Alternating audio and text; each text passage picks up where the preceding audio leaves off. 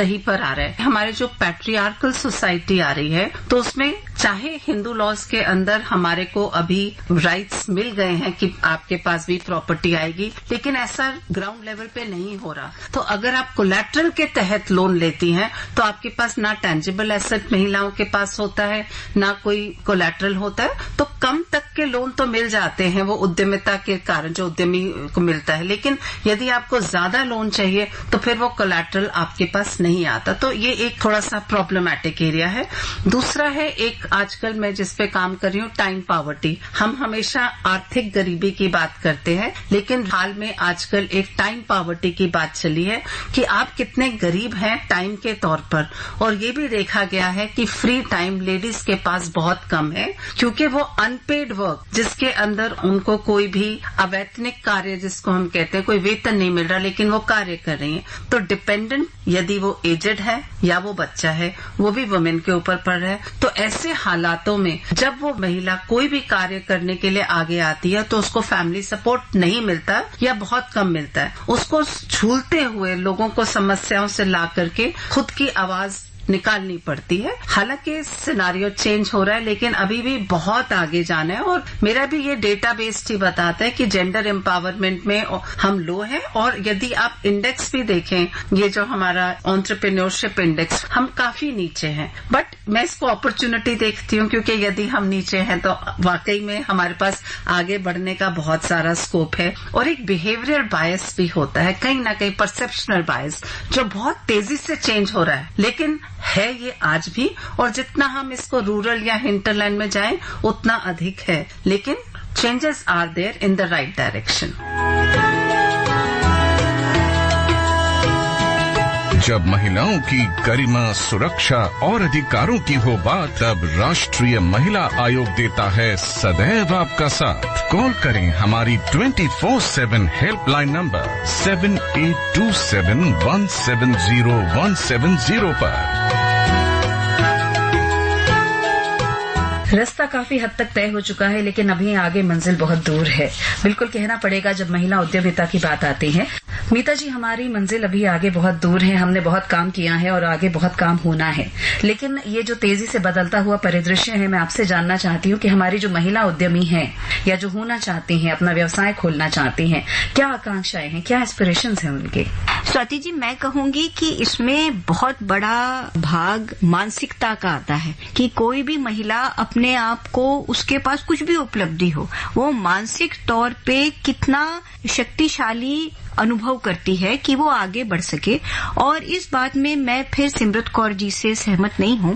उन्होंने जो मुद्दा उठाया ग्लोबल जेंडर रैंकिंग्स का और अंतर्राष्ट्रीय जो अलग अलग जेंडर इंडेक्सेस हैं, देखिए मैं ये कहूंगी कि भारतीयों को बहुत महत्वपूर्ण है कि वो इस तरह की रैंकिंग से एक कदम पीछे हटके अपने चारों तरफ जो वास्तविकता है उसको देखें। और मैं देखी और परखी बात को हमेशा ज्यादा सच मानती हूँ। महिला सशक्तिकरण के दो प्रमुख आयाम हैं जिन्हें देखना चाहिए, एक है राजनीतिक और दूसरा है आर्थिक। अगर हम राजनीतिक कोई भी इंडेक्स देखें तो हम पाएंगे कि महिलाओं का रिप्रेजेंटेशन जो स्थानीय निकाय में अगर हम देखें वो एक बहुत महत्वपूर्ण इंडिकेटर है। भारत एक अकेला देश है या बहुत कम देशों में से है जिन्होंने स्थानीय निकायों में महिलाओं के लिए आरक्षण जो है उसको मैंडेटरी किया है, यानी कि वो बंधन है हम सबके ऊपर। वो जो आरक्षण है वो 33% है। पर अगर हम आज के आंकड़े देखें, स्थानीय निकाय चाहे वो ग्रामीण क्षेत्रों में हो चाहे वो नागरिक क्षेत्रों में हो, वहां पर महिलाओं की भागीदारी 45% है। यानी कि इसका क्या मतलब हुआ? इसका ये मतलब हुआ कि जो कम से कम है वो 33% है, पर महिला 45% निकायों में आज हैं। इसका अर्थ मैं तो यही मानती हूँ कि जो भारतीय पुरुष हैं वो महिलाओं से पावर शेयर करने में हिचकते नहीं हैं, क्योंकि अगर ऐसा न होता तो वो महिलाओं को वोट नहीं डाल रहे होते और आपको ये 45% का आंकड़ा नहीं मिलता। हाल ही में मेरे ख्याल पिछले साल यूएन विमेन ने जो रिपोर्ट रिलीज करी है उसमें आप देखें तो आप पाएंगे कि जहां राजनीतिक सशक्तिकरण का, महिलाओं की रिप्रेजेंटेशन का विषय है तो भारत पहले 3 देशों में से इस नंबर पे आता है। उसके पहले जो पुराने रैंकिंग्स थे उसमें स्थानीय निकायों की चर्चा ही नहीं की जाती थी। क्यों? क्योंकि बाकी और देश स्थानीय निकायों में महिलाओं को आरक्षण देते ही नहीं थे, हमने दिया, पहली बात। दूसरी बात, अगर हम आर्थिक विकास की बात करें जो कि आज के विषय के लिए बहुत इम्पोर्टेंट है, हाल ही में नेशनल फैमिली हेल्थ सर्वे के 5वें संस्करण के नतीजे आए हैं और उसमें अगर हम एसेट्स की बात करें, आफ्टर ऑल विषय उठाया गया कि जब महिला लोन लेने जाती है तो उसको कोलैटरल मांगा जाता है और कोलैटरल वो तभी दे सकती है जब उसके नाम में कोई न कोई प्रॉपर्टी हो। नेशनल फैमिली हेल्थ सर्वे के जो नतीजे हैं उसके हिसाब से आज की तारीख में 43% महिला ऐसी हैं जिनका या तो अपने नाम में या फिर अपने और अपने पति के नाम में, दोनों को मिला के प्रॉपर्टी में हिस्सा है। तो 43% बहुत बड़ी बात है और मुझे लगता है इसमें कोई संदेह नहीं है कि आगे अभी हमें बहुत रास्ता तय करना है जी। पर अगर हम इन दोनों पहलुओं को देखें तो दोनों में ही भारत कहीं कम नहीं है। पर जो एक बात में मुझे लगता है हम कम है, वो मानसिकता में कम है। हम हर घड़ी में ये जो विदेशी लोग अलग अलग तरीके के आंकड़े निकालते हैं, हम 2 सेकंड में उस पर विश्वास कर लेते हैं। और हमें देखना चाहिए हमारे जो खुद के परिवार के सदस्य हैं या हमारे जो मित्र हैं वो महिलाओं को दबाते हैं क्या, वो उनका शोषण करते हैं क्या। और मुझे लगता है कि अगर हम इस तरह से वास्तविकता की बात करेंगे तो आप पाएंगे कि ये संख्या कम है। महिलाओं को आगे बढ़ने के लिए सबसे ज्यादा जो आज आवश्यकता है वो एक विश्वास की है, आत्मविश्वास की है। देखिए, पैसे बनाने में कोई पुरुष प्रधान या महिला प्रधान शैली नहीं है। पैसा एक ही तरह से बनाया जाता है, चाहे पुरुष हो चाहे महिला, पर उसमें उनको ये कॉन्फिडेंस तो होना चाहिए कि मैं आगे बढ़ के पुरुषों के साथ काम कर सकती हूँ, पैसे कमा सकती हूँ, मुझे कोई अजीब तरह से व्यवहार नहीं करेगा और अगर मेरे साथ किसी भी प्रकार का लैंगिक शोषण हुआ तो मैं उसका प्रतिकार कर सकती हूँ, मैं उसके बारे में कंप्लेंट कर सकती हूँ, उसके लिए मुझे किसी प्रकार का समाधान या रिड्रेसल उपलब्ध है। मुझे लगता है कि वो जो मानसिक कॉन्फिडेंस है वो बढ़ाने की बहुत जरूरत है। जी, जानकारी होना बहुत जरूरी है और जब जानकारी होती है तभी हम किसी भी उपलब्ध साधन का सही इस्तेमाल जो है वो कर सकते हैं। और मुझे लगता है कि हमारे देश में जिस तरह की अलग अलग तरह की विभिन्नताएं हैं उसी तरह से जो विकास होता है वो भी अलग अलग लेवल्स पे अलग अलग तरह से होता है। लेकिन आपने बहुत ही एनकरेजिंग आंकड़े जो है मीता जी आपने मुझे दिए हैं। सिमरत जी, आपके पास आना चाहूंगी। अभी हमने फैमिली फैक्टर्स की बात की, सोशल फैक्टर्स की बात की, महिला उद्यमिता इन सभी चीजों से प्रभावित होती है। हम बात करते हैं फाइनेंशियल इंक्लूजन की बात करें, अगर हम फाइनेंस की या फिर इकोनॉमिक्स की बात करें महिला उद्यमियों की, तो उस विषय में मैं चाहूंगी कि आप हमें कुछ बताएं। जरूर। इससे पहले मैं आपका आगे लेकर के जाऊं, मैं थोड़ा सा, मैडम ने बहुत अच्छी चीज कही, मैं काफी हद तक आपसे सहमत हूं, लेकिन जहां 2 जगह नहीं सहमत होती वो ये होता है राजनीतिक तौर पे तो आपने बिल्कुल कहा कि we are doing very well, लेकिन जब हम जेंडर एम्पावरमेंट की बात करते हैं तो पॉलिटिकल पार्टिसिपेशन के साथ साथ एक हमारा हेल्थ और एजुकेशन है, वी आर डूइंग गुड, इन तीनों में हम अच्छा करें। लेकिन जहां हमारा आंकड़ा बिगड़ता है वो इकोनॉमिक पार्टिसिपेशन है और बहुत बार ये देखा गया है कि सेम काम के लिए भी महिलाओं को सेम सैलरी नहीं मिल रही है। There is a lot of data research based. और दूसरा, रही बात बाहर के आंकड़ों के ऊपर एकदम से मान लेना, मैं एज ए रिसर्चर इसको कई बार डिफाई भी कर देती हूँ, क्योंकि जब हम इतने देर से किसी भी आंकड़ों के ऊपर बात करते हैं तो कहीं न कहीं कॉन्फिडेंस लेवल उस डेटा सेट पे हमारा बन जाता है। और नीति आयोग तो अपना इंटरनल ही है और उसके अंदर भी हम लोगों ने जो जेंडर का चैप्टर में जेंडर एम्पावरमेंट में काफी नीचे हैं, सबसे नीचे हैं अमंग्स दी अदर एसडीजीज। लेकिन बाकी आप बहुत सही कह रहे हैं, हम लोगों ने जो पॉलिटिकल पार्टिसिपेशन, जो हमारे सरकार के पॉलिटिकल पार्टीज ने विमेन को आगे बढ़ावा देने के लिए करा है, वो साउथ एशिया बहुत आगे है और भारत सरकार तो बहुत ही आगे है। रही बात, आपने अंत में ये पूछा कि हम लोग इसके अंदर फाइनेंशियल इंक्लूजन कैसे कर सकते हैं। जब हम लोग कभी भी फाइनेंशियल इंक्लूजन की बात करते हैं तो मैंने थोड़ा काम नेशनल ये जो हाउस होल्ड सर्वे डेटा के ऊपर करा है, एनएसएसओ के डेटा पे, कि कितने फैमिलीज आर फाइनेंशियली इंक्लूडेड, और हम इसको 4 भागों में बांटते हैं कि इंस्टीट्यूशनल फाइनेंस कितनों के पास है और नॉन इंस्टीट्यूशनल किसके पास है। जो सिर्फ इंस्टीट्यूशनल सोर्सेज से पैसा लेते हैं जो सिर्फ नॉन इंस्टीट्यूशनल, जैसे कि मनी लेंडर, साहूकार है, तो देखा गया है कि बहुत सारे लोग अभी पैसा इनफॉर्मल सोर्सेज से ले रहे हैं आज की तारीख में भी। तो कहीं ना कहीं इंस्टीट्यूशनल सोर्सेज ऑफ फाइनेंस में तो प्रॉब्लम है। रही बात अगर आपने पैसा इनफॉर्मल से उठाया तो उसका रेट ऑफ इंटरेस्ट इतना ज्यादा है कि यदि आप एक बार उसको ले लेते हैं तो उसको वापस करने के लिए कई बारी पीढ़ियां दर पीढ़ियां लग जाती हैं और वो हम पैसा वापस नहीं दे सकते हैं। लेकिन मैं ये जरूर कहना चाहूंगी कि पिछले कुछ वर्षों में जनधन योजना और जैम ट्रिनिटी के कारण इतने हाउस होल्ड्स फाइनेंशियली इंक्लूडेड हो गए हैं, लेकिन अभी हम लोएस्ट लेवल पर हैं कि हमारे अकाउंट्स खुल गए हैं। एक होता है अकाउंट्स को खोलना, एक होता है to know the policies with which you can increase and also set up your own resources. I am sure over the years हम उसमें भी आगे जाएंगे।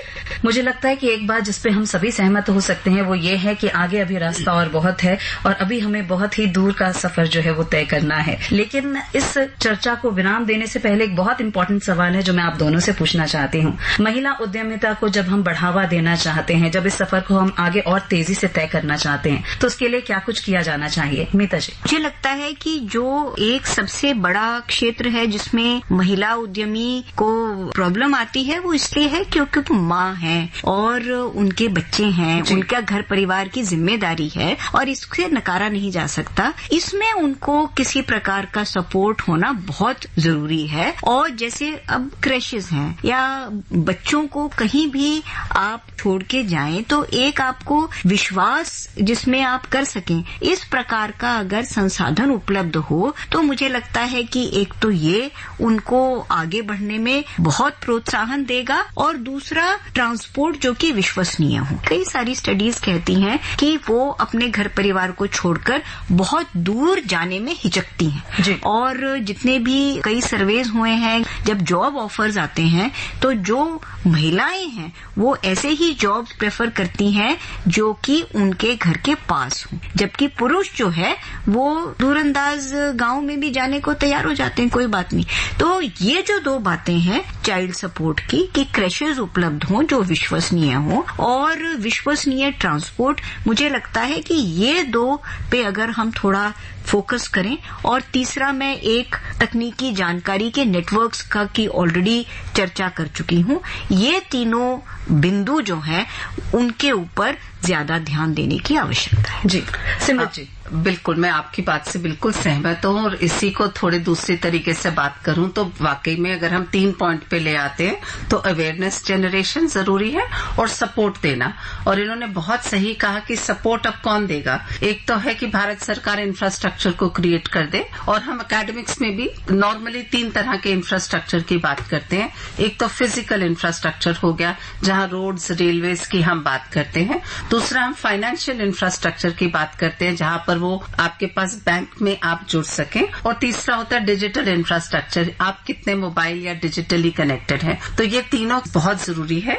और इसके साथ साथ जैसे कि कहते हैं कि पैटर्निटी लीव, आजकल वो भी मिलने लग गई है मैटरनिटी लीव के साथ साथ, तो वो भी एक बहुत अच्छी बात है कि कहीं ना कहीं महिला को लगता है कि चाइल्ड बियरिंग तो मेरा काम है, मान लिया, लेकिन चाइल्ड रियरिंग में कहीं ना कहीं मेरा हस्बैंड भी मेरा साथ देगा। और सपोर्ट जो मैं बात करूं कि किस तरह की मिनिस्ट्रीज को सपोर्ट कर रही है, बहुत से central schemes across the ministry हैं। यदि मैं 5-6 का भी नाम लूं तो ministry of agriculture and farmers welfare महिला उद्यमिताओं को सहयोग करती है, ministry of commerce and industry, ministry of rural development, ministry of micro small and medium enterprises, ministry of youth and sports affairs. मतलब बहुत से ऐसे हैं जहां न केवल केंद्रीय सरकार है लेकिन स्टेट लेवल की भी बहुत सी पॉलिसीज हैं जो इनको प्रोत्साहन देने के लिए आगे आई हुई हैं। और अगर एक और भी थोड़ा आंकड़ा मैं दूं तो ये देखा गया है कि साउथ इंडिया के फिगर्स जो फीमेल एंटरप्रेन्योर्स को लेकर के हैं, they are better off than other states.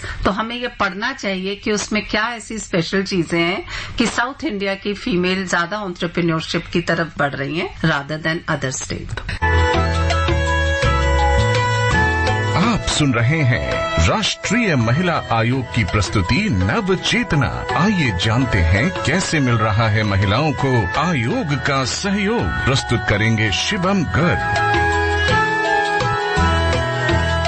नमस्कार, मैं हूँ शिवम गर्ग। प्रस्तुत करूंगा आयोग का सहयोग। एक समय था जब हम कहते थे if you educate a women you educate a household, पर आज समय आ गया है जब हम बोलें if you educate a women you lead to empowerment of a nation.